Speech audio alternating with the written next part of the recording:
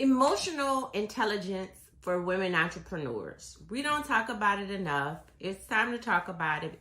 Some of you are broke and your businesses are failing because you don't have emotional intelligence. You yell at your employees. You don't understand basic human tenets. That's a strong one.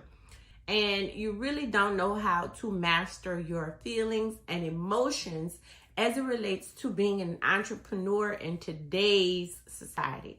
So let's talk about how to really manage and have a healthy emotional intelligence as a woman entrepreneur. So the first thing, and I'll give you a little backstory on why this is important or how to put this in context. Because some of you are still like, if I'm paying them, I can talk to them any kind of way. No, you can't. Because what's going to happen is you're going to have people that can't stand you, that will sabotage you, that won't come to work, that will sell you out, all kind of things. And you'll have a high turnover if nothing else. And people have to buy into you to be able to support your vision and your mission. Like, you can scare people to work for you. I'm sure, they got sweatshops and everything else. However, people that like you actually make you more money.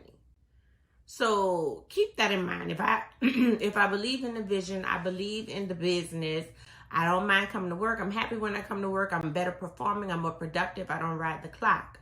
So this is for your business. So a few things to keep in mind. I'll talk about 5 for to grow your emotional intelligence or to expand your emotional intelligence as a woman in business. Number 1, I should go 5 to 1, but I didn't write them that way. So number 1, you need to really become self-aware. So I think that would be the first step. That would be probably the base level. You need to become self-aware. That means therapy, life coaching, business coaching, or something of that nature. You really need to become self-aware. And what self-awareness looks like with emotional intelligence is you recognize and understand your emotions and how they affect other people, how they affect your movements through the day, how they affect you waking up, going to sleep, running your business, taking meetings. I'm also looking at my notes. Y'all already know that.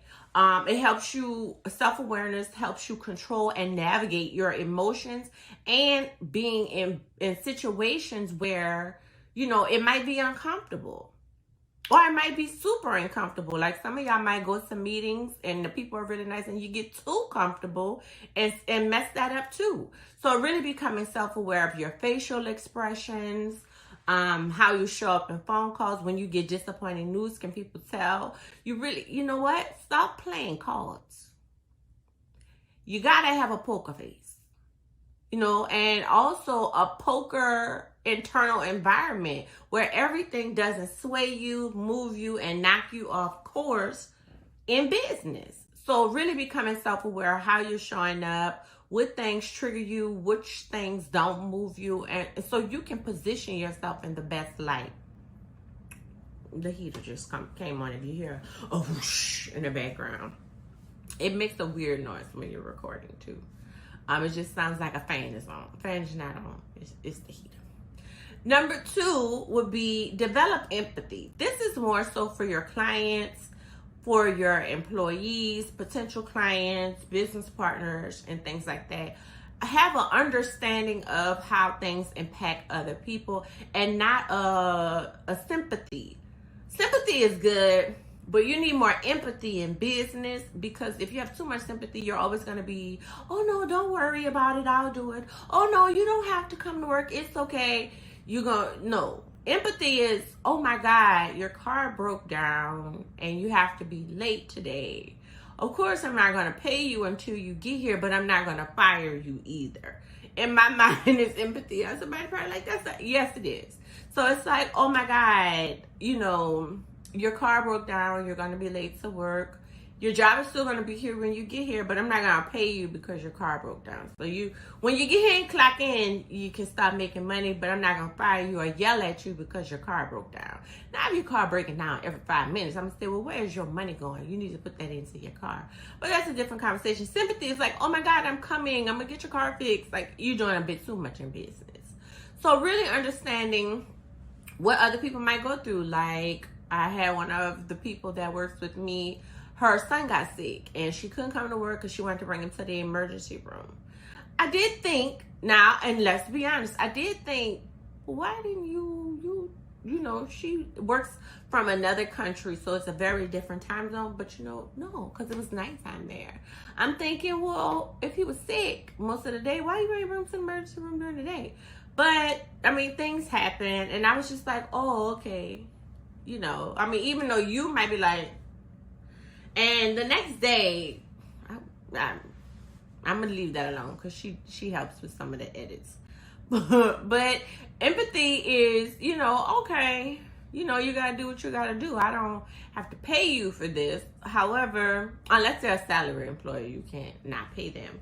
But I can, you know, understand something is going on, or, you know, I'm not feeling well, or I'm upset. Customers and clients that you have, oh, I'm going through something right now, I won't be able to jump on a call.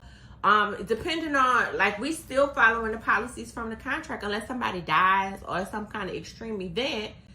If you call me last minute and say, oh my God, I have a terrible headache, I won't be able to hop on our session today. Oh my God, I hope you feel better. Here's some recommendations, but I don't need to reschedule my whole day and put another call on the book. That's too much sympathy. Empathy is understanding and just talking to them next time. Don't freak out and things like that. So I've spent a lot of time on empathy. Empathy is very important and can help you control some of your emotions if you understand that you're not operating in your business and this world alone. And it helps you foster better relationships. It enhances your communication, and it makes you a better joy to work with. If you're understanding of regular people stuff, some of y'all are too detached or too in your own worlds to understand that you are working in a community. You're not a tyrant of your business. You're working in a community where you need the ideas of the people around you. You need the input of people around you. You need the work of the people around you. And so not to be understanding of different things can jeopardize those types of relationships in your business.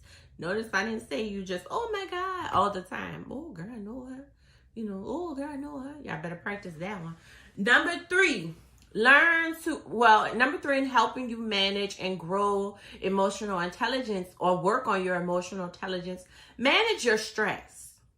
Because this can help you with your self-awareness and your empathy. If you're stressed out and angry all the time, your empathy skills are not going to be on point.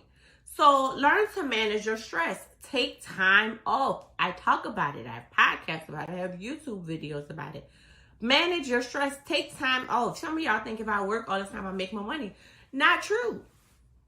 Actually, time off helps you think about how you can make more money.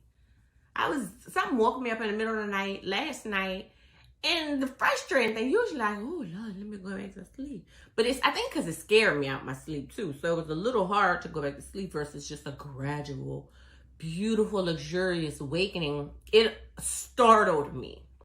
There was a cat in the backyard and it made the camera alarm go off. So ridiculous. And so I couldn't fall right back to sleep. And I started having all these ideas. Oh my God, I should do that. Oh my God, oh, that's a good idea. Thinking about some stuff we're revamping in the business. And I was like, oh my God, what time is it? I really need to wake up in about an hour and a half.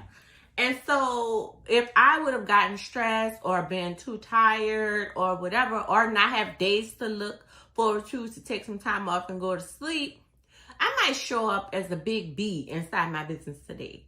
Because then when I set a later alarm, because I knew I wasn't going to make the first one because I was still awake, that was scaring me. I was like, oh shit. And I wanted to go back to sleep, but I'm here and working. So, and I have a meeting and I have work and I'm going to the gym but I did meal prep this week, so I don't have to worry about what I'm going to eat. Look at Jesus. but learn to manage your stress. So in a situation like that, take get up, take you a shower, eat you some breakfast, drink some tea. Y'all need to be already filling your bank. So I'm laughing about it because I meditate most mornings. I do sleep, give me some extra sleep, drink some tea, work out, so I can fill my bank for stuff like that. When that happens, it doesn't send me over the edge. That is a form, self-care is a form of managing your stress. So learn to manage your stress, develop strategies for time management, hanging out with your family, your friends, delegating, setting goals. All of those setting goals helps with managing stress as well. A lot of these could be a video in itself, or a podcast in itself. Setting goals helps you because when you set realistic goals, you're not defeated and feeling like you didn't accomplish enough. You understand, okay, I'm this close, I hit it, whatever. I can write a whole lot of to-dos on my daily planner, and sometimes I don't get to it all, but I know I show up and do my best. Now, if I didn't show my best, do my best, I might feel away, but most days I show up. So learn to fill your cup before something happens. This is being intelligent about who you are and how you show up. You need to feel this before life falls apart, before you go to the doctor and they say, oh, one of my cousins went to the doctor and found out the same day she needed a blood transfusion and an emergency surgery. In a situation like that, you probably need a very full bank. So you can go into that or be detached, something. But we want to fill your bank because life be lifing. And you can avoid many things if you're filling your cup ahead of time. And then this one kind of goes into what we've already talked about. Number 4, emotional regulation. I think that coincides with stress management and being self-aware. Some of y'all have kids. I know I do. Them children will make you want to punch them dead in the throat. I didn't say I do. But some of the, oh my God, like just, a WWE move on them. And if you're constantly guided in your emotions, some of y'all gonna end up in jail. Not just from family disputes, but, some of y'all get hostile at the office. Some of y'all get customers. I haven't had a lot, but I have had clients get completely out of sorts and disrespectful. And if you don't have a way to manage your emotions, everything is going to get you knocked off course. I've had, especially early in business, when I probably had a lower emotional intelligence, so I wasn't moving the best, but I could regulate my emotions. I've had people when I was deciding what clients I would work with. Now I have systems in place that helps cultivate the client leads that I would desire before they even get to me on a call. Parameters in place, and we can talk about that one day. But before, I used to kind of just give everybody a shot with the possibility of working with, so we would have a conversation. And then after that conversation, free consultations does that too. You have to do a lot more. I'm gonna write this down. We're gonna talk about how you can create your ideal client list. Look at the heater coming on again. But I used to do free consultations. So imagine the amount of people that will come to you that aren't a good fit. And, after a conversation or two, I would realize that it's not gonna be a good fit. And they would get upset. And I had one client, after a few sessions, and it was partially, I would say some of the stuff that I was doing or how I felt about sessions 2 wasn't clearly communicated. And she went to cursing when I told her we couldn't work together anymore.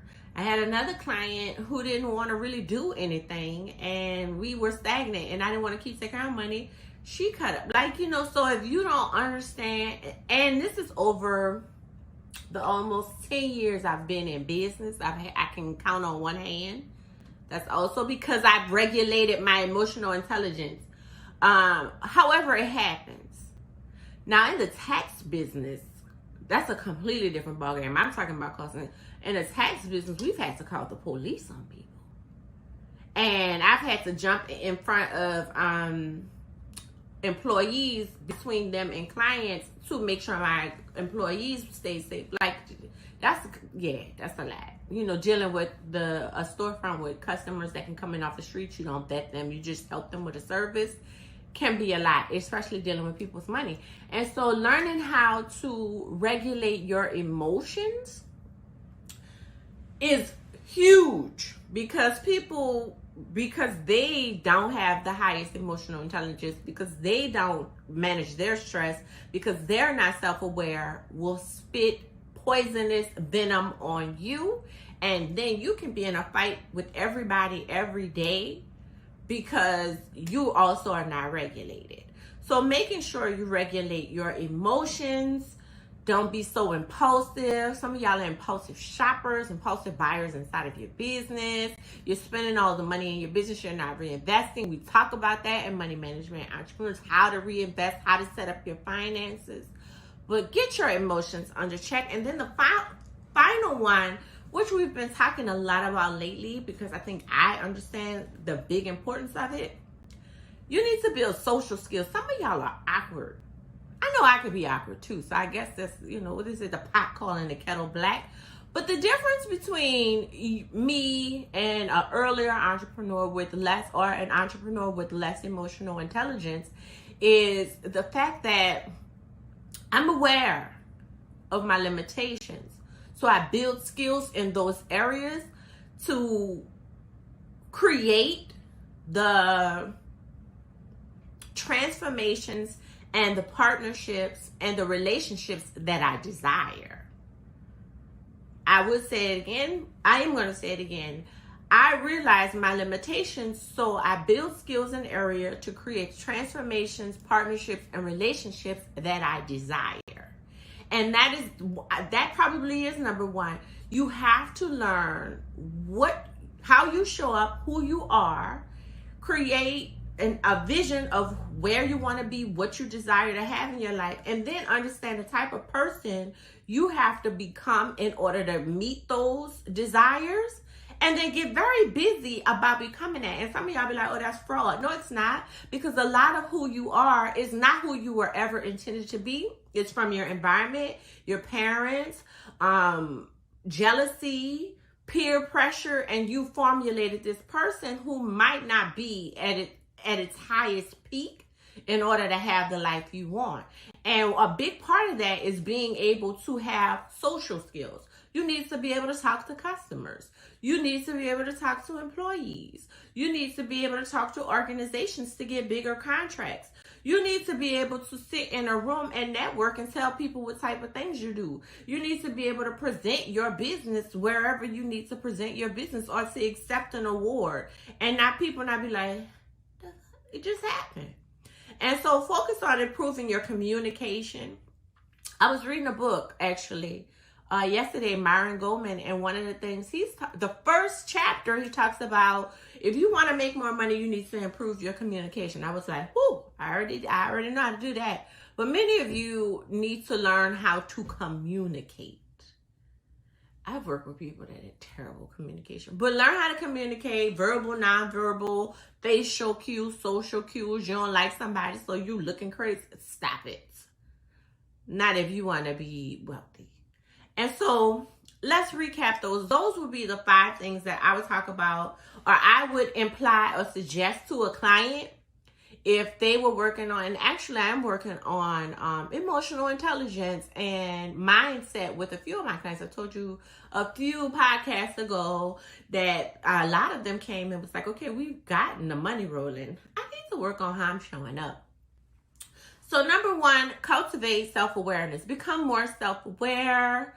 That is your task. That is baseline. If you do that, you would change a whole lot. Number 2, create and learn how to show up with empathy. I'm not even going to explain that. Manage your stress. Learn stress management techniques and apply those into your daily living so you can fill up your bank.